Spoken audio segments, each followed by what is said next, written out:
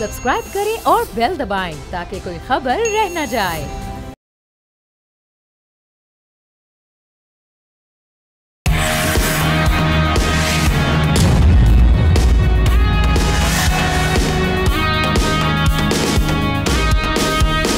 अस्सलाम वालेकुम नाज़रीन, आप देख रहे हैं न्यूज़ पंच और मैं हूं गौहर इशरत।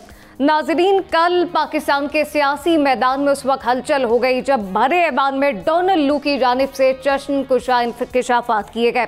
अब वो क्या कुछ थे उस पर बात होगी। साथ साथ अमरीकी ऐवान नुमाइंदगान के अमूर खारजा की ज़ीली कमेटी बराए जनूबी एशिया और सेंट्रल एशिया में अमरीकी असिस्टेंट सेक्रेटरी डोनाल्ड लू की पेशी और समात को अपनी कामयाबी तस्वर करने वालों और पाकिस्तान के अंदरूनी मामलात में, जी आप ये सुनिएगा, अंदरूनी मामलात में बैरूनी मुदाखलत पर खुश होने वाले तमाम लोगों को कल इस वक्त सख्त हजीमत का सामना करना पड़ा जब डोनाल्ड लू ने भरे ऐवान में बानी पीटीआई के साइफर बयानिए को सरासर झूठ करार दे दिया।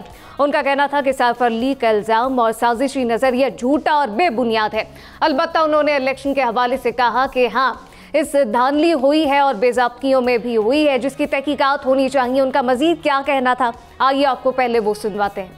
अमेरिका पर पीटीआई हुकूमत का गिराने का इल्ज़ाम सरासर झूठ था। साथ साथ ये तो आपने सुना, लेकिन इसके फौरी बाद वफाकी वज़ीर इत्तलात व नशरियात अता तारर ने रद्द अमल देते हुए एक प्रेस कॉन्फ्रेंस की। उनका मजीद क्या कहना था वो भी सुन लेते हैं। अता तारर की गुफ्तगू भी आप सुन चुके हैं और काफ़ी ज़्यादा इस वक्त सवालात हैं जो अब खड़े होते दिखाई देते हैं जो कि जवाब तलब है। लेकिन इस तमाम सूरत हाल पर बात करने के लिए आज हमारा पैनल मौजूद है। पैनल में नज़ीर लगारी हमारे साथ स्टूडियोज़ में मौजूद हैं, साथ साथ हम्माद रोहेला इस्लामाबाद स्टूडियो से हमें ज्वाइन करने जा रहे हैं। उसी के साथ एहतशामुल हक एनालिस्ट हमारे साथ मौजूद है इस्लामाबाद स्टूडियो से, और ज़ाहिर शाह शिराजी हमें ज्वाइन करेंगे पेशावर से। सबसे पहले लगारी साहब, क्या समझते हैं बानी पीटीआई के झूठ साबित हो जाने के बाद अब पाकिस्तान तहरीक इंसाफ के पास कौन सा बयानिया बाकी रह गया है और अब जो पाकिस्तान के मामलात हैं वो अमेरिका में ज़ेर बहस आने से समझते हैं कि मुल्की सियासत पर कोई असरात मुरतब हो सकते हैं? असरात तो मुरतब हो रहे हैं। डोनाल्ड लू के बारे में ये बातें तो 2022 में की गई थी, बल्कि उससे पहले ये बातें आना शुरू हो गई थी। लेकिन 2022 में तो उन्होंने जाकर इसको पेश किया था और एक जलसा आम में खड़े होकर कहा था कि ये है जो साइफर है। तो डोनाल्ड लू 2022 पूरे का पूरा उस वक्त इस तरह की किसी कमेटी के सामने पेश नहीं हुए, फिर 2023 में पेश नहीं हुए, 2024 में मार्च में सवा दो साल के बाद डोनाल्ड लू जो है वो कमेटी में पेश होते हैं कांग्रेस की, और ये बात करते हैं जो बात हम पहले से कह रहे थे। ये नहीं है कि ये अनोखी बात की है इन्होंने, हमें था कि बैनुल-अक़वामी ताल्लुकात ऐसे नहीं होते हैं। ऐसा नहीं होता है कि अगर कोई गुफ्तगू हो रही है किसी सफारतकार के दरमियान और किसी महकमे के अहलकार के दरमियान कोई बात हो रही है तो वो इंटेंशनली ये होगा कि एक साजिश है जो की गई है। साजिश का एक तो सिरा वही है जो आप जिसका वो नाम लिया करते थे पीटीआई के बानी कि जी वो डोनाल्ड लू थे। अच्छा, साजिश करने वाले और कौन थे? क्या आप असद मजीद को कहेंगे कि वो साजिश का हिस्सा थे? उन्होंने तो आते ही कहा था कि ये साजिश नहीं थी। भाई, एक आदमी कोई गुफ्तगू कर रहा है, गुफ्तगू कई भी लोग करते हैं, लेकिन उनकी जिम्मेदारी है बतौर सफारतकार कि उस गुफ्तगू का एक खुलासा अपने मुल्क में भेजें। क्या ज़रूरी है कि उसको खुलासे को साथ में लेकर जलसा आम में ले जाएं और जलसा आम में जेब में हाथ डालें, ड्रामाई अंदाज करें, अदाकार मोहम्मद अली बन जाएं और फिर लहराएं और फिर कहें जज साहब ये देखो? जी बिल्कुल लगारी साहब, इंतहाई गैर जिम्मेदारी का मुजाहरा किया गया कि आप जो हैं वो भरे आप आवाम के सामने जो है एक साइफर, एक पर्चा लहराते हैं और उसको नाम देते हैं अमरीकी साजिश का।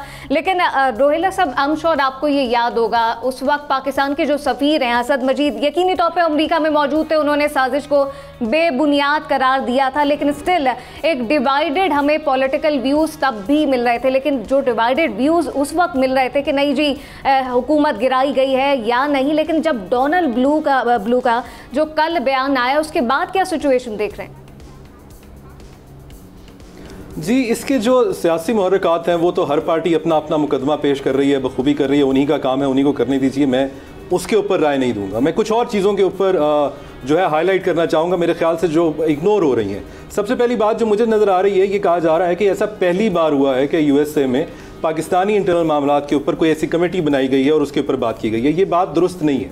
आज से पहले भी बेतहाशा ऐसी कमेटीज़ बनाई गई हैं। अगर मैं चंद का जिक्र कर दूं तो 2007 में जब लॉयर्स मूवमेंट हो रही थी उस ज़माने में भी एक कमेटी बनाई गई थी जिसको डिस्कस किया गया था। 2012 में जब बलूचिस्तान के इश्यूज़ कुछ सरगर्म थे उस वक्त भी कमेटी बनाई गई थी और उस वक्त USA की तरफ से पाकिस्तानी इदारों और हुकूमत के बारे में कोई फेवरेबल राय नहीं रखी गई थी। उस कमेटी के जो हेड थे डाना, उनके बारे में भी ये जानना ज़रूरी है कि उन्होंने चंद माह पहले ही उस कमेटी से एक बिल पेश किया था जिसमें वो डॉक्टर आफरीदी को US सिटीजनशिप देना चाहते थे। उसी तरीके से हम आगे देखें तो 2016 में दोबारा US इंटरेस्ट को लेकर पाकिस्तान में कमेटी तश्कील दी जाती है, फिर मुख्तलिफ इशूज़ पे 2019 पे ऐसी कमेटी तश्कील दी जाती है। तो अब भी ये जो कमेटी दी गई है तो ये कोई बहुत बड़ा अनयूजुअल इवेंट नहीं है।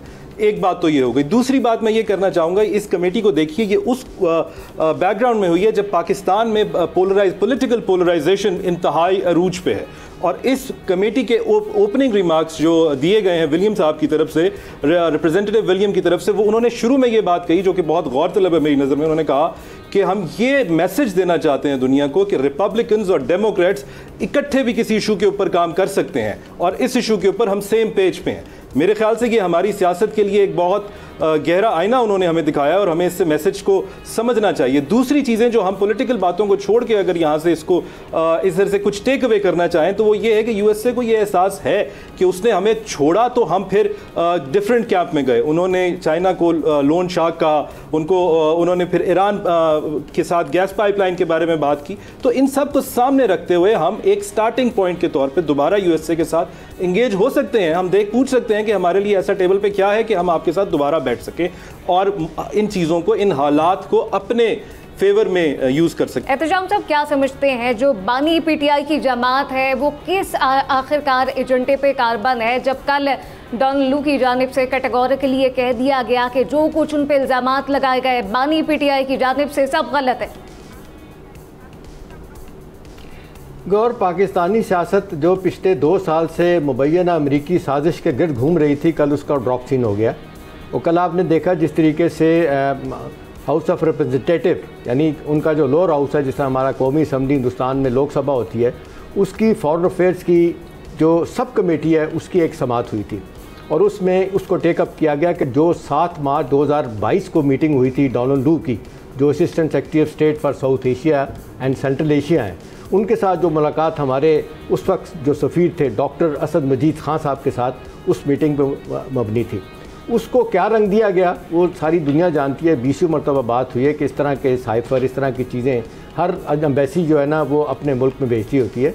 और जब ये आई उसके बाद फिर जब शोर शुरू हो गया कि नहीं जी ये तो एक साजिश है, उसके बाद फिर जिस तरह बार बार बात होती है जिसका डोनाल्ड लू ने भी जिक्र किया कि हम हैरान हैं कि पाकिस्तान की काबीना, पाकिस्तान की नेशनल सिक्योरिटी काउंसिल, पाकिस्तान का army chief on top of it कह लेंगे वो शख्स जिससे मेरी मुलाकात हुई वो सफ़ीर असद मजीद साहब इसको कैटेगोरिकली डिनाई कर चुके हैं, झूठ का पलंदा कह चुके हैं कि कोई साजिश नहीं। ज़्यादा से ज़्यादा मुदाखलत कर सकते हैं, कह सकते हैं जिसका डिमाश भी इशू किया गया। अब अगला सवाल ये है कि जी इसका करने का क्या फ़ायदा हुआ। वही बानी PTI जो पकड़े गए थे कहते हुए कि जी शाह मोहम्मद कुरैशी को हाथ में लेके कि जी ये साइफर है, इस पर हम खेलेंगे। आपने मजाक बनाया, 2 मुल्कों के ताल्लुकात ख़राब कराए, पाकिस्तान की जगहज़ाई की आपने। अभी इसके वाक़े के बाद क्या हुआ? आप बड़ी लुटियाँ डाल रहे थे कि आपने समाअत करवा दी पाकिस्तानी डायस्पोरा। ठीक है, बड़ा मजबूत है, हिंदुस्तान का भी मजबूत है, सबसे ज़्यादा तो सल्बिया का है, उनका है। तो अब सवाल ये है कि जी इस स्टेज पे ये करके क्या मिला है? तो मेरा ख्याल है जगहज़ाई हुई है। और दूसरी बात यह है कि उन्होंने बड़ा वाज़ेह तौर पे 2 चीज़ें कह दी हैं गौर। एक तो ये कहा कि पाकिस्तान के जो इंतखाबात हुए हैं बहुत कम्पिटिटिव और बहुत ऑर्गेनाइज थे, कहीं धांधली का उन्होंने ऑर्गेनाइज धांधली का जिक्र नहीं किया, उन्होंने बेकादगियों को ज़रूर जिक्र किया। फिर उन्होंने कहा पाकिस्तान की फ़ौज 6ठी पाकिस्तान की फ़ौज है और जिससे वो हमारे तादी हैं, हमारे ताल्लुकात हैं, हम बहुत से मामले में हम आगे जाके इनसे जो है ना वो ताल्लुकात को बेहतर करेंगे। वो तो बड़ा वाज़ेह तौर पे मैसेज PTI को उनके सपोर्टरों को दे दिया कि भाई नथिंग डूइंग। अगर आप समझते हैं कि इस समाअत के बाद आप समझेंगे कि हम पाकिस्तान की हुकूमत को कहेंगे इंतखाबात जाली थे, ये थे, वो कोई भी नहीं है। सारी दुनिया में इंतखाबात इस तरह ही होते हैं। तो ये मेरा ख्याल है ये इससे मज़ीद बानी PTI जो है ना उनका मेरा ख्याल है उनके लिए एक बहुत बड़ा झटका है। फिराजी साहब इस पे क्या समझते हैं? अब जो एक झूठा बयानिया गढ़ा गया बानी PTI की जानिब से साइफर का, तमाम तर उनकी हुकूमत गिराने का, वो दम तोड़ गया डोनाल्ड लू के बयान के बाद।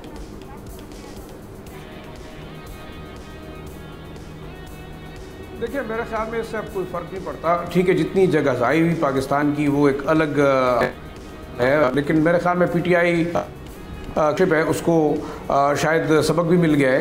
मैं दूसरी जो अहम चीज़ें मैं नहीं समझता कि इससे कोई फ़र्क होगा कि पाकिस्तान की लड़ाई होगी। जो अपने गैर मुल्की आका हैं उनको खुशी दिखती रही है, पेपर भी मांगती रही है और उनकी तरफ देखती भी रही है, उनके साथ मिलती भी रही है। ये तहरीक इंसाफ के जो बानी चेयरमैन है कोई नया ड्रामा नहीं किया, बस वो इसके ऊपर अपनी पॉपुलैरिटी गेन करना चाहते थे, नैरेटिव बिल्ड करना चाहते थे, उसके ऊपर उन्होंने इलेक्शन लड़ा। अब अहम क्या है? अहम ये कि अमेरिका ने पाकिस्तान को क्या दिया। ये तो मेरे ख्याल में जायज ये साइफर वाला मामला हुआ फिर ब्लेसिंग इन डिस्गाइज जो है पाकिस्तान के लिए बड़ा अच्छा मौका बन गया। जैसे कि रोहिला साहब कह रहे थे कि अब यहाँ से हमने आगे देखना है कि क्या करना है। अमेरिका ने पाकिस्तान को पहले ही डिच कर दिया था, किस चीजें थी अफगानिस्तान के अंदर में डिच करके वो दोबारा निकल गए, हमें दोबारा उसको डाल दिया। सी पैक के ऊपर अपने जितना प्रेशर अमेरिकी डाल रहे थे उसको अगर हम देखें तो मेरे ख्याल में बड़ा अच्छा मौका है कि हम अपने ताल्लुकात पूरी कंसाइज करते हुए किसी तरह कंडीशन की बात करें। अगर पाकिस्तान उनके लिए जरूरी है और वो डोनाल्ड का बयान है, जो कमेटी का बयान है, जो कि रिपब्लिकन और डेमोक्रेट दोनों का बयान है, वही है पाकिस्तान अभी इम्पोर्टेंट है अमेरिका के लिए। और इम्पोर्टेंट इसलिए भी है कि बिकॉज ऑफ अमेरिका अब भी अपनी प्रेजेंस मांगता है यहाँ पे। अफगानिस्तान के अंदर उन्होंने डायरेक्टली ऑपरेट करना शुरू कर दिया है। अगर वो गवादर के ऊपर पाकिस्तान को प्रेशराइज करना चाहते हैं तो हम दे कर सकते हैं। दूसरा देखें हमाद का ताल्लुक है, मेरे ख्याल से उसमें किसी चीज तो नहीं है, उसमें तो जितनी वाली जमातें भी जो है वो कंप्लेन कर रही है, हारने वाली भी कंप्लेन कर रही है, तो वो एक अलग सूरत हाल है जिसके ऊपर अगर इंडिपेंडेंट इंक्वायरी होती है। लेकिन मेरे ख्याल में होगा कुछ नहीं। आपके मुल्क के अंदर हुकूमत बन गई है, अमेरिका के अपने मफादात हैं, उसने कभी भी अपने मफादात के ऊपर एक सियासी जमात को जो कि इस वक्त इलेक्शन हार चुकी है, बकौल उनके वो नहीं हारे लेकिन वो हार के बाहर है। तो मेरे ख्याल में अमेरिका और अमेरिकी सेनेट और अमेरिकी जो हमारे नुमाइंदगान है और अमेरिकी हुकूमत है, चाहे वो अभी है या आने वाली है, उसके अपने इंटरेस्ट में उन्हें पाकिस्तान के साथ ताल्लुकात इंटरेस्ट के बेस पे रखने हैं, उसे अफगानिस्तान को देखना है, उसे पाकिस्तान की पोजीशन को देखना है कि आया वो वाकई जो है वो रशियन ब्लॉक में जा रहा था कि नहीं। ये भी एक अहम इशू है, अलग डिबेट हो सकती है, लेकिन हम इस बात को भी रद्द नहीं कर सकते कि अमेरिकन अपने इंटरेस्ट से साबका हुकूमत और रिजीम चेंज के वाले से मेरे ख्याल में तमाम दुनिया के अंदर अमेरिकी पॉलिसी बड़ी बातें हैं। अब तो वो जमाना नहीं है कि आप जो है जाके किसी मुल्क के अंदर इन्वेट करके उसको टेक ओवर करेंगे। आप इसी तरह अपनी मर्जी की हुकूमतें लाते हैं जो आपके इंटरेस्ट को सर्व करती हैं। मेरे ख्याल में अगर वो इससे पहले अच्छा जाहिर शाह एक जुमला ऐड करूं अगर आपकी बात में, जाहिर शाह एक जुमला की इजाजत दें। जी एहतशाम साहब, वही मैं कर रहा था कि अगर मैं एक जुमला गौर ऐड कर दूं। जी जी जी जी डोनाल्ड लू ने जाहिर शाह बड़ा वाज़े तौर पे कह दिया कि पाकिस्तान के इंतखाबात हमारा मसला नहीं है, पाकिस्तान का ज़ाती मसला है। जिस तरह बाकी ममालिक के मसाइल होते हैं, हमारा काम है कि दो मुल्कों के ताल्लुकात को कैसे बेहतर करना है। तो मैंने कहता है इससे भी लोगों को लर्न करना चाहिए कि कोई ताल्लुकात ऐसे नहीं खराब सकते। आपकी बात बिल्कुल इस्तेमाल करता हूँ कि अमेरिका के लिए हमारे इंतखाबात, हमारे सियासतदान और हमारे लोग इतने हम नहीं हैं कि हम 24 घंटे वो हमारे दुख में रोते रहेंगे, क्योंकि अगर वो इतने आम होते तो ये सही। अमेरिका में सिरे से मुल्की सियासत पर क्या असर बात हुई, साथ साथ बानी पीटीआई का झूठा बयानिया जो कि उनकी जानिब से गढ़ा गया वो मुकम्मल तौर पर दम तोड़ चुका है। अभी वक्त हुआ एक शॉर्ट ब्रेक का।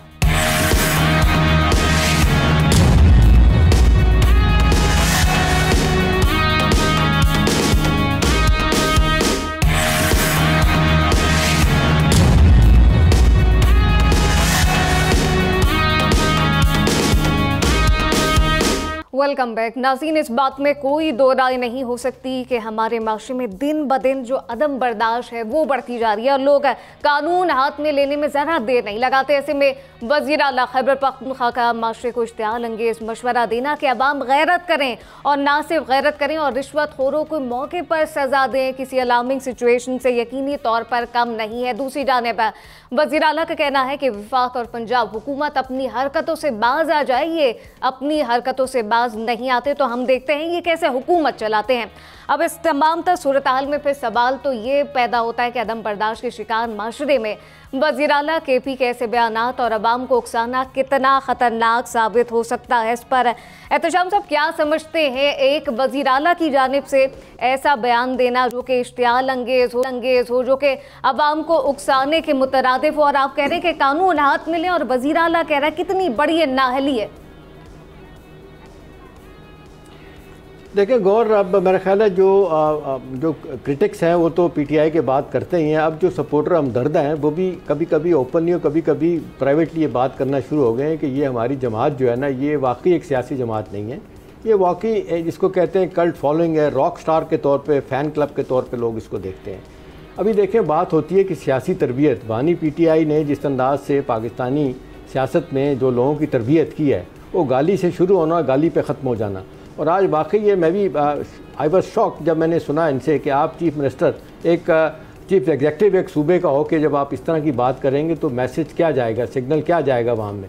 फिर आप गुड गवर्नेंस की बात करते थे, बानी पीटीआई 80% तकरीरों में हमेशा इलेक्शन से पहले गुड गवर्नेंस, और फिर आपने लोगों को क्या दिया। और फिर उसके बाद अब क्योंकि पार्टी नहीं है, फिर आपके रोल मॉडल क्या हैं। सबसे पहले उन्होंने कहा कि जी वो 2 MBS का रोल मॉडल मैं अपनाना चाहूँगा। वो क्या था? सबसे पहले जब आए थे 3-3.5 साल पहले, उन्होंने 100 बंदा अपना टॉप का बिजनेसमैन गिरफ्तार करके रिट्स होटल में बंद कर दिया था रियाद में, और उनसे $100 बिलियन वसूल किया, फिर छोड़ा। फिर बाद में कहने लगे नहीं ये तो नहीं, तो मैं चाइनीज़ मॉडल जो है ना, मेरा ख्याल है गवर्नेंस का वो बेहतर है। फिर उसके बाद एक ज़माना है, इन्होंने मलेशियन मॉडल मातीर की तारीफ़ें शुरू कर दी, और फिर अल्टीमेटली इन्होंने क्या कहा कि रियासत मदीना की बात की। वही रियासत मदीना सिर्फ दिखाने के लिए, वो आपको याद है ना, एक जलसे में कासिम सूरी डिप्टी स्पीकर जो है ना, वो कान में कह रहे हैं बानी पीटीआई के ज़रा इसमें मज़हब का तड़का भी लगा दें, उसका भी एक थोड़ा सा आ जाना चाहिए, मजहबी टच भी, ठीक है ना। तो मेरा ख्याल है जब ये बात होगी उसके बाद फिर आप क्या तवक्को करेंगे किसी लीडर से, वो क्या बात करेगा। होना तो ये चाहिए था कि भी आप तीसरी दफ़ा हुकूमत में आए हैं, पीटीआई वाले जो है ना केपी में, अब यहाँ पे जो बात करने वाली है, आप पे इल्ज़ामात भी हैं, करप्शन भी है, बेताशा वहाँ पे मसाइल पैदा हो चुके हैं, और जिस अंदाज से फेडरल गवर्नमेंट के साथ ताल्लुकात आपके ठीक नहीं है, अब वो यहाँ पे सेंस प्रिवेल करती तो ताल्लुकात को बेहतर करने की बात होती। और फिर ये कि चीफ एग्जेक्टिव अगर लोगों को ये कहेगा, तो बहुत सारे लोग हैं, मैं आपको बताऊं, जिनको इतनी अकल शौर नहीं होता गौर, हो सकता है यही कहें जो ये कर रहे हैं कि जी सर फोड़ दें, मुंह फोड़ दें, जो आपसे रिश्वत मांगे। भाई ये कोई तरीका, ऑर्गेनाइज तरीका होना चाहिए। आप सबसे ज़्यादा तो आप कहते थे रिश्वत लेना बुरी बात है, तोहफे लेना बुरी बात है, और भाई मॉरल ग्राउंड की बात किया करते थे। वो किधर गई तरबियत? ये आपके 3-4 बड़े जो बड़े लीडर हैं उनमें अली अमीन साहब आते हैं, अगरचे वो हम देखते हैं हार्ड लाइनर हैं, तसादम की तरफ जाने वाले हैं, वो अपनी पार्टी के लिए भी और मेरा ख्याल है अपने सूबे के लिए मुश्किलात पैदा कर रहे हैं। आज के बान के बाद तो जो इन्होंने बयान दिया तो लोग तो वाकई परेशान हैं। और मैं तो ज़ाती तौर पे गौर ये समझता हूँ कि पाकिस्तान में तालीम और आला तालीम को उसको बंद कर दे, तरबियत लोगों की तरबियत करना ज़रूरी है लोगों की। और अवाम को उकसाना कितना ख़तरनाक हो सकता है। शराजी साहब क्या समझते हैं? एक वज़ीर-ए-आला ऐसे बयान दे रहा है कि वो अवाम को कह रहा है कि जिन्हीं आप कानून हाथ में लें, आप अपनी मर्ज़ी से चीज़ें करें और मुझे जो है वो जहन्नुमी होने से बचाएं और ख़ुद भी जहन्नुमी ना बने। मतलब एक वज़ीर-ए-आला की जानिब से उसका मनसब का कोई ख्याल होता है, वो अल्फाज का चुनाव करने के से पहले कुछ सोचता है? क्या बयानात समझते हैं? देखिए दिलचस्प बात है। ये सवाल पैदा था कि ये बयान उन्होंने कहा दिया, कि असम्बली के फ्लोर पे दिया है या कहीं मुखालिफ जो फेडरल गवर्नमेंट के किसी मतलब गैदरिंग में दिया, कहाँ दिया। लेकिन पब्लिक स्टेटमेंट आपने इससे पहले देखा किस किस्म की स्टेटमेंट आती रही है। कोई तो कहता था मुख्य लहरा के कि मैं फलां की फलां से ईंट बना दूंगा, कोई कहता था कि मैं फलां को जो है ना ऐवान सदर तक सड़कों पे घसीटूंगा। तो वो कौन सी इतनी हम कह सकते हैं कि बड़ी हम्बल किस्म की लैंग्वेज यूज़ होती है। हमारी सियासी जमातें जब अवाम में जाती हैं तो अवाम के सामने वो बिल्कुल मुआ झट बनती हैं और इस किस्म के नारे जरूर लगाए जाते हैं। मैं इसको जस्टिफाई नहीं करता कि अली अमीन गंडापुर साहब ने तो बड़ी अच्छी बात की है, बिल्कुल इसको कंडेम करना चाहिए। पब्लिक इंसाइटिंग जो है वो भी अपने सूबे के अंदर, अपने वोटर्स के अंदर, अपने लोगों के अंदर मेरे ख्याल में माशरे में बिगाड़ पैदा करेगा, उसको जस्टिफाई हम नहीं कर सकते। लेकिन मैं ये समझता हूँ कि शायद जितना बेवकूफ़ समझ रहे होंगे बाकी लोग, इतने बेवकूफ़ ना पीटीआई वाले हैं ना अली अमीन गंडापुर होंगे। क्योंकि देखें आज वो SIFC के इजलास में हैं, वो मीटिंग कर रहे हैं, वो कुछ दिन जाके प्राइम मिनिस्टर से मिले, उनको अपने इंटरेस्ट का अंदाजा है कि सूबे के मफादात कहाँ से मिलेंगे। मेरे ख्याल में पब्लिक स्टेटमेंट और जो लोगों के सामने पब्लिसिटी के लिए पब्लिसिटी स्टंट के तौर पे इस किस्म के स्टेटमेंट सियासी लीडर देते रहते हैं और इससे पहले भी लीडर देते रहे, उसको हम जस्टिफाई नहीं करेंगे। मेरे ख्याल में नहीं होना चाहिए। दूसरा एक बात जो बिल्कुल एहतशाम साहब ने की, मैं उससे इत्तेफाक करूंगा कि हाई मॉरल ग्राउंड्स क्या है। आपकी ब्यूरोक्रेसी के अंदर करप्शन है, आपके सिस्टम के अंदर करप्शन है, आपके सेनेट के अंदर है, आपकी कौमी असम्बलियों के अंदर है, आपके जो लेजिस्लेटर्स हैं वो पैसे दे के सीटें खरीदते हैं, सेनेट के अंदर जो है सीमेंट माफिया बैठा हुआ है, लैंड माफिया बैठा हुआ है, आपके यहाँ हर जगह पे माफियाज हैं। तो आप मुझे ये बताइएगा कि आप इस सिस्टम को कैसे तब्दील करेंगे? यही लोग जो है वहां जाकर आकर बैठे। मेरे ख्याल में देखिए, अगर जो अली अमीन ने कहा होगा वो बहैसियत एक पाकिस्तानी या उन्होंने अपना एक गुस्से का इजहार जरूर किया होगा इस तरीके से, लेकिन मैं समझता हूँ इसके लिए और बाकी तरीके हैं। आपके सिस्टम को इम्प्रूव करना है, आपके गवर्नेंस पे जो मैकेनिज्म है उसको इम्प्रूव करना है। बिल्कुल, मैकेनिज्म को इम्प्रूव करना बड़ा इम्पोर्टेंट है, लेकिन लाहरी साहब यकीनी तौर पर ख़तरनाक तो है ही, लेकिन कोई भी वज़ीर आला और केपी के वज़ीर आला किस स्टेट ऑफ माइंड में होते हुए ये बयानात देते हैं, क्या समझते हैं, या फिर ये कोई पब्लिसिटी स्टंट है उनकी जानिब से? अच्छा, अजीब इत्तेफाक है कि पिछली सदी में इन्हीं दिनों में, यानी एक सदी पहले जर्मनी में और इटली में यही रुझानात परवान चढ़ रहे थे।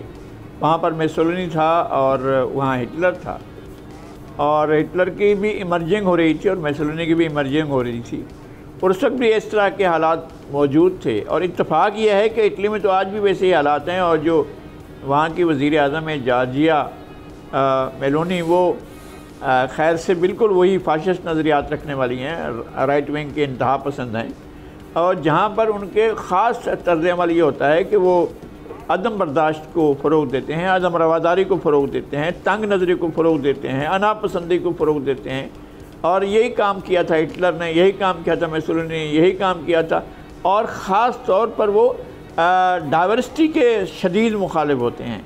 इस तरह के जितने भी लोग होते हैं, हमारी नज़र में इस वक्त जो है हम डोनाल्ड ट्रंप का भी नाम ले सकते हैं, और इनका जन्म मैंने अर्ज़ किया है, ये जॉर्जिया का भी नाम ले सकते हैं। और हम अगर कोशिश करेंगे तो इधर देखेंगे मशरक़ी जानिब तो मोदी भी हमें वैसे ही नज़र आएंगे, और अपने मुल्क में देखें तो इमरान खान भी ऐसे ही नज़र आएंगे, बहुत शदीद किस्म के अनापसंद, खुद परस्त। अच्छा, तालीम क्या है? यानी जिसका काम है कि वो कानून की इन्फोर्समेंट को डिलीवर करे, अगर वो ये कहे कि जनाब लोगों के सर फाड़ दो, तो फिर इसका मतलब ये कानून अपने हाथ में ले लो। इसका मतलब ये है कि कानून की कोई ज़रूरत नहीं है। इसका ये मतलब है कि कानून होना ही नहीं चाहिए। इसका ये मतलब है कि आप ये वो दे रहे हैं, लोगों को तरगीब दे रहे हैं कि आपके पास एक इलाज मौजूद है, आप उठाएं डंडा और लोगों के सर फाड़ दें। अगर ये काम हुकूमत करने लगे और ये काम chief executive of the province करने लगे तो फिर हो गई गवर्नेंस। इसी को फिर गवर्नेंस कहेंगे आप। भाई, कानून की अमलदारी उस वक्त होती है कि अगर कुछ चोरी कर रहा है तो चोरी करके पकड़ें और उसको सज़ा दें। ये क्या तरीका है कि चीफ मिनिस्टर कहें कि जनाब लोगों के सर फाड़ दो? बिल्कुल, आपको अपने लॉ को मजबूत करना है, ना कि आपको अपनी आवाम को उकसाना है और उनको ख़तरनाक हरकत करने के लिए कहना है, जो कि केपी जो है वज़ीर आला केपी, वो ऐसे बयानात देते नज़र आते। रोहेला साहब, क्या समझते हैं वज़ीर आला केपी के ऐसे बयानात जिसमें वो कह रहे हैं शायद वो उनकी अपनी बहुत बड़ी नाअहली है जिसकी वजह से वो आवाम को उकसाते दिखाई देते?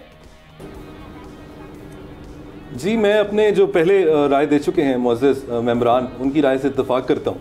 मैं इसमें यह भी कहूँगा कि ये बात दुरुस्त है कि हमारे लीडरान अक्सर औक़ात ऐसी बात कर जाते हैं जो आम आदमी समझने से कासिर होता है। उसकी चंद मिसालें अगर हम दें तो जब माइनॉरिटीज़ की प्रोटेक्शन का बिल पेश किया जाता है सिंध में, तो उस वक्त ये उनके ऊपर क्रिटिसाइज़ किया जाता है कि ये सिंध को काफिरिस्तान बना रहे हैं।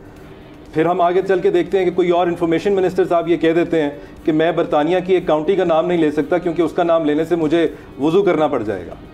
मज़ीद ऐसी ही जो है बयानात आते हैं। उसमें एक बयानात ऐसा आता है जिसमें कहा जाता है कि गैस की लोड शेडिंग होने की वजह से तलाक ज़्यादा हो रही है हमारे मुल्क में। तो बहुत सारे ऐसे जो बातें कर जाते हैं शायद हीट ऑफ द मोमेंट में, जो शायद अपने आप को प्रॉपरली एक्सप्रेस ना कर पाते हों। इस वक्त जो बात हमारे सामने है वो ज़्यादा सीरियस नेचर की है, वो ज़्यादा एग्रेसिव बात है, वायलेंट बात है। उसके ऊपर क्रिटिसाइज ज़्यादा होना चाहिए, उसको डिस्करेज ज़्यादा करना चाहिए।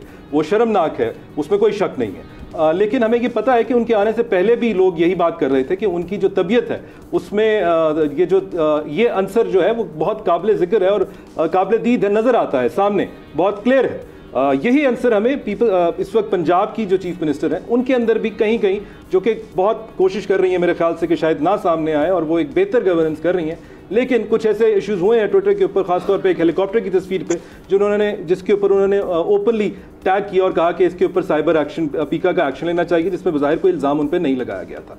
तो उनको भी ऐसी बात नहीं करना चाहिए, उनको भी पोलाइटनेस और काइंडनेस ही को जो है लेकर आगे चलना चाहिए। उनको सबको मौला जट बनना लगता है, अच्छा लगता है। ऐसा ही है सर, बहुत सारे लोग कहते हैं कि बहुत हल्कों में ये बात कही जाती है कि हम गंडापुर साहब पे बहुत ज़्यादा क्रिटिसाइज करते हैं और उनको एज अ मौला जट पेश करते हैं। अब हमें उनसे ये उम्मीद नहीं है कि वो डंडा लेकर चल पड़ेंगे और उस वक्त हमें उनको रोकना है। उनकी कही हुई बात का असर ज़्यादा है, इसलिए उनकी कही हुई बात पे रिएक्ट रिएक्शन ज़्यादा आना चाहिए। ये एक रिसर्च है जो कहती है कि ऑल दो इस वक्त कोई डायरेक्टली ये रिलेशन कहीं पे भी इस्टेब्लिश करना किसी लीडर की बात पे और किसी इंसिडेंट के ऊपर बहुत मुश्किल हो जाता है, लेकिन बहुत सारी सर्कमस्टांशियल एविडेंसेस ऐसी मौजूद हैं जिस पर रिसर्चर्स कह रहे हैं कि इसकी वजह से वो लोग जिनके अंदर ऑलरेडी ये अंसर तशद्दुद का मौजूद होता है, वो लोग ज़्यादा फ्रीली अपने बातों का इजहार करते हैं और ऐसे काम भी कर जाते हैं जिसपे लोगों जहाँ सोसाइटी में वायलेंस ज़्यादा हो जाए। तो इस चीज़ का हमें ख्याल रखना चाहिए कि पीटीआई को खुद भी ख्याल रखना चाहिए। एक फिगर ऑफ स्पीच के तौर पे मैं ये बात करूं कि कहीं खुदा ना खास्ता ऐसा ना हो कि यही फिगर ऑफ स्पीच में ये कह रहा हूं, कहीं ऐसा ना हो कि ये जो ईंट उठाने को आप कह रहे हैं ये आपकी तरफ मुड़ जाए कल को, क्योंकि आपके लीडर्स की छोटी छोटी बातों पर ही आपके लोग उनको गद्दार कह रहे हैं। जी लगारी सब कुछ ऐड करना चाह रहे हैं। मैं यही अर्ज कर रहा था कि जिस तरह से हमारे दोस्त कह रहे हैं कि सियासत के अंदर इंतहा पसंद रवैया जो है वो काउंटर प्रोडक्टिव होता है, उससे कुछ हासिल नहीं होता है, बल्कि सोसाइटी पीछे की तरफ चली जाती है। सियासतदानों को किसी भी सूरत में ऐसा तर्ज अमल अख्तियार नहीं करना चाहिए।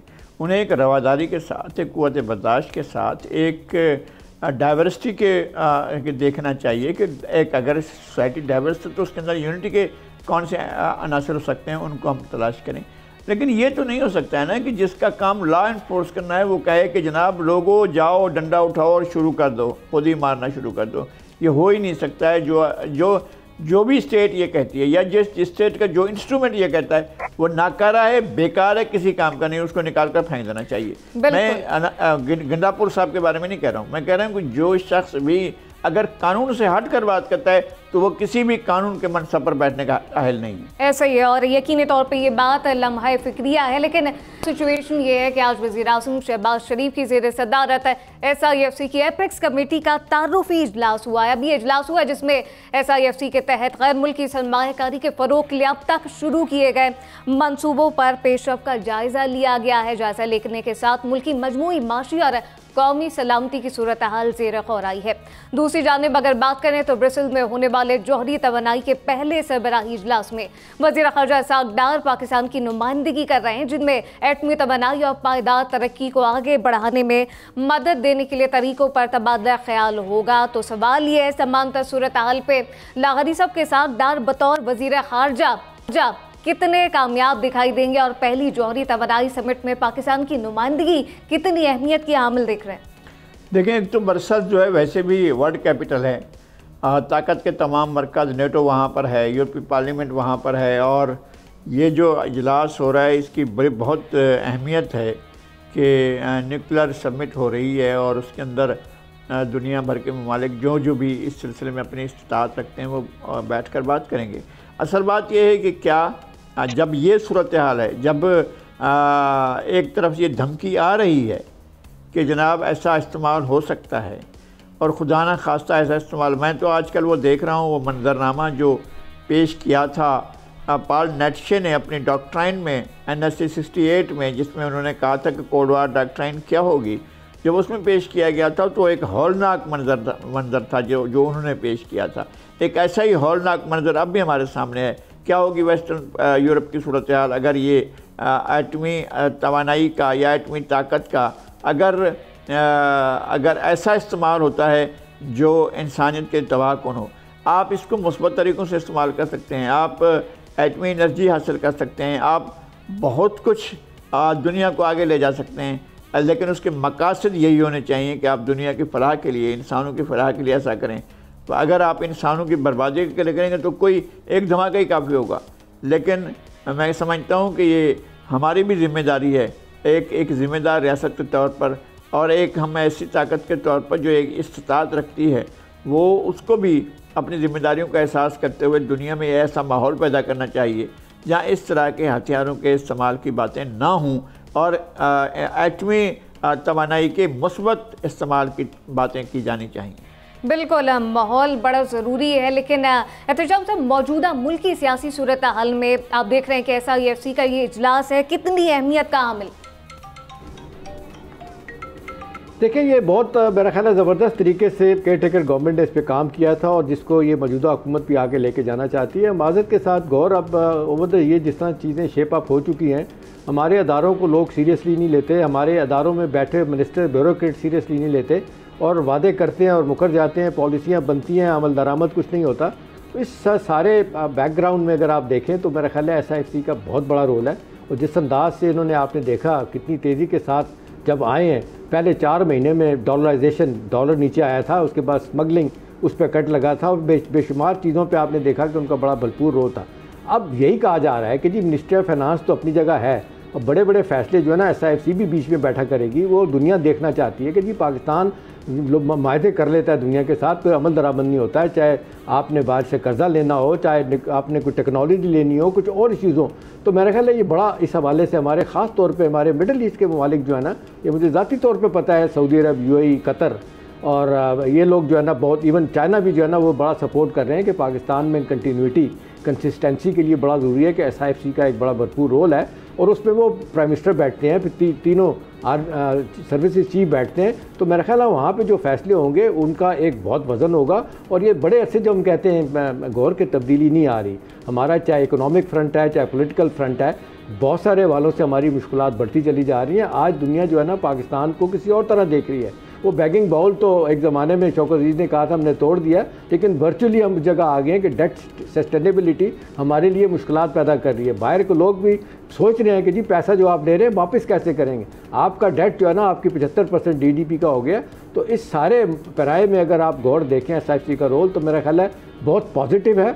और ये एक बड़ा स्ट्रॉन्ग मैसेज जाता है, हर तरफ मैसेज आता है कि जी जब आप SIFC में इतने इंपॉर्टेंट लोग बैठे होंगे, वहाँ जो पॉलिसीज़ बनेंगी उस पर अमल दरामद करना कितना ज़रूरी हो जाएगा। बिल्कुल, लेकिन अभी वक्त हुआ एक शॉर्ट ब्रेक का।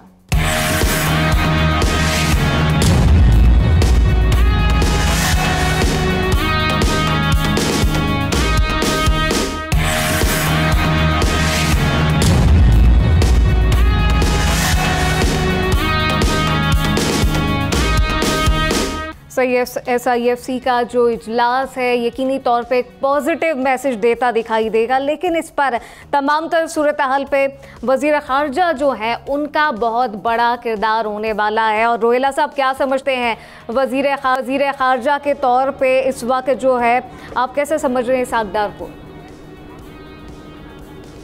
जी, इस वक्त तो मैं समझने से कासिर हूँ कि वो फाइनेंस में अपनी एक्सपर्टीज़ रखते हैं, फॉरेन अफेयर्स में रखते हैं या एनर्जी अफेयर्स में रखते हैं। तो पहले तो ये बात हमें क्लियर हो जानी चाहिए, वक्त के साथ क्लियर हो जाएगी, उन्हें मौका देना चाहिए। अच्छी बात है वो जिस समिट में जा रहे हैं वो बहुत ज़रूरी है। अगर वहाँ पर ऐसे मुल्कों से और ऐसे एक्सपर्ट से वो मिलते हैं जिनसे वो न्यूक्लियर एनर्जी के ऊपर कुछ एक्सचेंज प्रोग्राम्स कर सकते हैं, अब हमारे लोगों को वहाँ ट्रेनिंग के लिए भेज सकते हैं या उनको यहाँ ला सकते हैं, उनके साथ मिलकर कोई प्रोजेक्ट ऐसा कर सकते हैं, तो वो बहुत अच्छी बात होगी। क्योंकि न्यूक्लियर एनर्जी सिर्फ इलेक्ट्रिसिटी के लिए ही महदूद नहीं है, इसका एग्रीकल्चर में बहुत रोल है, इसका हेल्थ सेक्टर में बहुत रोल है और बहुत सारे सेक्टर्स हैं जिसमें इसका बहुत रोल है। तो एक बड़ी अच्छी चीज़ है, बहुत अच्छी चीज़ है, इसमें जाना चाहिए खासतौर पर पाकिस्तान को, क्योंकि पाकिस्तान एनवायरनमेंट चेंजेस की वजह से जो टॉप 10 ममालिक हैं उनमें आता है। तो इसलिए इस टेक्नोलॉजी के कामयाब होने से सबसे ज़्यादा मुस्तफ़ीद भी पाकिस्तान होगा, एनवायरनमेंट हैज़र्ड को रुकने में सबसे ज़्यादा मुस्तफ़ीद भी पाकिस्तान होगा। और अगर खुदा ना खास्ता ऐसा नहीं होता तो इसका सबसे बड़ा नज़ला भी पाकिस्तान ही पे गिरेगा। सॉरी हमाद, एक चीज़ ऐड कर दूँ, देखिए हमारे लिए बहुत अच्छी बात है अगर वेस्ट अमेरिका हमारे बारे में मुख्तलिफ राय रखते हैं न्यूक्लियर के कॉन्टेक्स्ट में, लेकिन इस यहाँ पर देखें ये जो वाशिंगटन बेस्ड न्यूक्लियर एक ग्रुप है, उसका नाम है न्यूक्लियर थ्रेट इनिशिएटिव, इनका न्यूक्लियर सिक्योरिटी इंडेक्स जो ग्लोबल है वो बता रहा है कि पाकिस्तान का 19वां नंबर है 22 ममालिक में। हिंदुस्तान से 1 पॉइंट हम आगे हैं, ईरान से भी, नॉर्थ कोरिया से भी और 1-2 मुल्कों से भी आगे हैं। तो वो लोग समझ रहे हैं कि पाकिस्तान का ये निज़ाम पीसफुल तरीके से चल रहा है और ये सिक्योरिटी की इसकी बड़ी प्रोटेक्शन है। सॉरी, बहुत अच्छी बात है जी, बहुत अच्छी बात है। अगर हम SIFC के ऊपर भी अब देखें, इस बात के ऊपर देखें तो वाकई एहतशाम साहब ने पहले फरमाया UAE के बहुत सारे ममालिक हैं जिनकी ये डिमांड है कि आपकी पॉलिसीज़ में कंसिस्टेंसी नहीं होती, जिसकी वजह से इम्प्लीमेंटेशन नहीं होती। हमने देखा है कि जहाँ पर पहले भी सिविल और मिलिट्री हुकूमत एक पेज पे काम किया है, कोविड के सिलसिले में, फैटफ के सिलसिले में, एंटी मनी लॉन्ड्रिंग के सिलसिले में, तो खातिर-खा नताइज आए हैं और उन नताइज को पूरी दुनिया ने इंडोर्स भी किया है। तो अगर यहाँ पर भी तमाम लोग इकट्ठे हो गए हैं और इस चीज़ का अब यकीन हो चुका है और इस चीज़ का हम एक्सेप्ट कर चुके हैं कि अगर नेशनल सिक्योरिटी कोई है तो वो इकोनॉमिक सिक्योरिटी ही है और उसी की सूरत में चलेगी आगे, तो उसको सामने रखते हुए हमने देखा है कि 65 से लेके अभी तक हमारी जो इन्वेस्टमेंट की परसेंटेज है वो वापस नहीं आ सकी। 60s की दिहाई में गालबन 21% थी, फिर जब 65 की वॉर होती है तो उस वक्त ये गिर जाती है नीचे, 17% के आसपास आ जाती है। उसके बाद जब फॉल ऑफ ढाका होता है तो ये 12% में आ जाती है। जो साल अभी गुजरा है उसमें भी तकरीबन ये 12 से 13% ही रही है इन्वेस्टमेंट की जो शरह थी। हमारा इस साल का जो टारगेट है वो 15% का है। उसको अगर हमने अचीव करना है, कुछ करना है, तो हमें सर जोड़कर बैठना पड़ेगा। शुक्रिया। बिल्कुल, हमें सर जोड़कर बैठना पड़ेगा। लेकिन शराजी साहब, मौजूदा सियासी और माशी सूरत हाल में SIFC इजलास की अहमियत कितनी ज़्यादा है? देखिए, मेरे ख्याल में SIFC एक बहुत बड़ा कलेक्टिव फोरम शायद मिल गया इन सूबों के लिए। उसमें 2-3 चीज़ें हो सकती हैं। देखिए, फोकस उनका मिनरल रिसोर्सेज पे, बल्कि बैकग्राउंड में मेरी कुछ ऐसे सोर्सेज से मीटिंग हुई है जो कि 7 ईयर प्लान इन्होंने दिए हुए हैं। बाकायदा मिनरल डेवलपमेंट का प्लान है, हाइडल पावर जनरेशन का प्लान है, आपकी फूड सिक्योरिटी का प्लान है, आपकी एग्रीकल्चर का प्लान है, जो कि 7-7 साल के लिए है। तो इसका मतलब ये कि बैकग्राउंड में चीजें हुई हुई हैं और एक ऐसा प्लेटफॉर्म SIFC प्ले कर सकता है जिसमें तमाम सूबे, बल्कि आज आप देख रहे हैं तमाम लोग बावजूद इख्तिलाफात के वहां पे बैठे हुए हैं और वो इसको इंडोर्स करेंगे। एक तो पॉइंट ये हुआ। दूसरा, देखें इस वक्त इंपॉर्टेंट क्या है। आप इस वक्त 2 जो सूबे हैं, मैं समझता हूं वो आपके मुल्क की इकोनॉमी को टोटल रिवाइव कर सकते हैं। एक है खैबर पख्तूनख्वा और कबायली इलाका और दूसरा है बलूचिस्तान। आप ये देखें सदर्न और नॉर्दर्न डिस्ट्रिक्ट्स के अंदर कितने बड़े मिनरल रिजर्व्स हैं हमारे पास मार्बल रिजर्व देखें, हमारे पास ऑयल रिजर्व देखें, गैस के जो रिजर्वायर्स हैं वो कितने हैं। सिर्फ आप नॉर्थ और साउथ वजीरिस्तान के अंदर बाकायदा सर्वे हुआ है कि स्पिन वार्म 1 और स्पिन वार्म 2 का प्रोजेक्ट जो है वो सुई से तकरीबन 1000 गुना बड़ा है। तो ये तमाम चीजें मेरे ख्याल में हमारे मुल्क के प्लानर्स को अब अंदाजा हो गया है कि उन्होंने क्या करना है। इंपॉर्टेंट क्या है, देखिए हमें अब ये करना होगा कि जो इस वक्त NFC में बाकायदा, मैं तो ये समझता हूँ कि NFC को भी एक ऐसे फोरम के ऊपर रिवाइव करना चाहिए कि आपने आबादी के तनासब से अगर बड़े सूबों को हिस्सा दे रहे हैं तो आप अपने रिसोर्सेज के हिसाब से दें, क्योंकि अगर मिनरल रिसोर्सेज जिस सूबे के अंदर हैं, जिस भी रीजन के अंदर है, आप उसको ज्यादा फोकस करें। और मेरे ख्याल में ये महाजन की तकसीम अब मिनरल्स या जो आपके रिसोर्सेज है उसकी बुनियाद पे होना चाहिए। दूसरा, कितना बड़ा पोटेंशियल है हाइडल पावर का हमारे यहाँ, हमने उसको आज तक एक्सप्लॉइट नहीं किया, हमने उसको यूटिलाइज नहीं किया। दूसरा, आपने इसहाक डार के हवाले से एक सवाल किया, मैं उस पर थोड़ा सा ऐड करना चाहूंगा। मेरे ख्याल में देखें इस वक्त इम्पोर्टेंट क्या है, आप एक एग्रीगेरियन इकोनॉमी है और आप अब तक जो आपके एग्रीकल्चर सेक्टर है मुकम्मल तौर पर डेवस्टेट हो चुका है।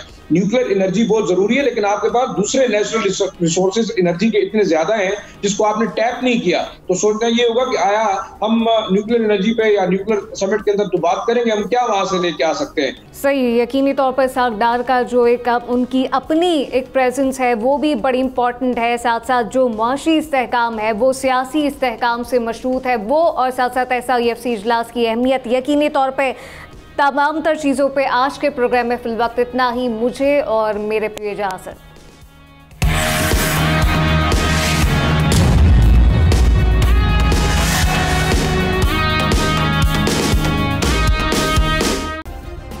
सब्सक्राइब करें और बेल दबाएं ताकि कोई खबर रह न जाए।